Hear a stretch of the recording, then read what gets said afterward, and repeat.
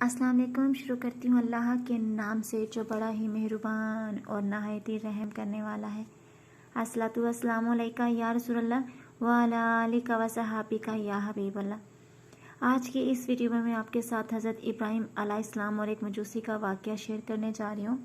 حضرت ابراہیم علیہ السلام کی عادت مبارکہ تھی کہ رات کا کھانا کبھی اکیلے نہیں کھاتے تھے، کسی نہ کسی کو ضرور مدعو فرما کر کھانا نوش فرماتے تھے۔ ایک رات جب حسب عادت آپ کسی مہمان کا انتظار کر رہے تھے کہ کسی نے دروازے پر دستک دے دی۔ آپ نے دروازہ کھولا تو دیکھا وہاں ایک 80 سال کا بوڑھا تھا۔ اس نے کہا، مجھے کچھ کھانے کو دے دو، مجھے بے حد بھوک لگی ہے۔ حضرت ابراہیم علیہ السلام نے خوش ہو کر فرمایا، مرحبا مرحبا۔ اس آدمی کے ہاتھ دھلوائے اور اس کے سامنے کھانا رکھا اور کہا، بسم اللہ کیجیے۔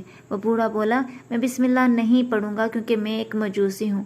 حضرت ابراہیم علیہ السلام نے غصے میں آ کر کہا، کھڑے ہو جاؤ، میں مجوسی کے ساتھ کھانا پسند نہیں کرتا۔ اور وہ بوڑھا چلا گیا اور پلک جھپکتے ہی حضرت جبرائیل علیہ السلام آئے اور بولے، اللہ نے فرمایا ہے ابراہیم، منکر تو وہ میرا ہے، میں نے تو 80 سال میں کبھی بھی اس کا رزق نہیں روکا۔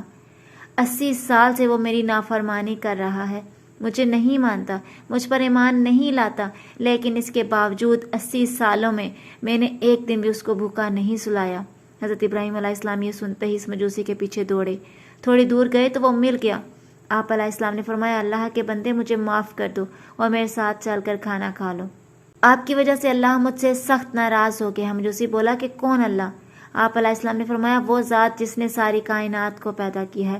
اللہ وہ ہے جس نے ہر شے کو تخلیق کیا اور خوبصورت شکل میں ڈالا۔ اللہ وہ ہے جس نے تمام مخلوقات کو رزق دیا، جس نے تجھے اور مجھے اب تک زندہ رکھا ہوا ہے۔ مجوسی حضرت ابراہیم علیہ السلام کی یہ بات سن کر رونے لگا اور بولا، کیا کہتا ہے تیرا رب؟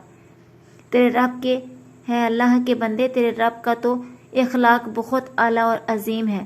میں اتنے پیار کرنے والے عظیم رب پر ایمان لاتا ہوں۔ چنانچہ اس نے کلمہ پڑھا اور اللہ پر ایمان لے آیا۔ اب دیکھیں، ہمیں نفرت گناہ گار سے نہیں بلکہ اس کے گناہ سے کرنی چاہیے۔ جو کوئی بھی انسان کسی گناہ میں مبتلا ہو، ہمیں اسے نفرت نہیں کرنی چاہیے بلکہ اس کے لیے ہدایت کی دعا کرنی چاہیے۔ اللہ ہم سب کو سمجھنے اور نیک اعمال کرنے کی توفیق عطا فرمائے، آمین یا رب العالمین۔ اللہ میرا پڑھنا اور آپ کا سننا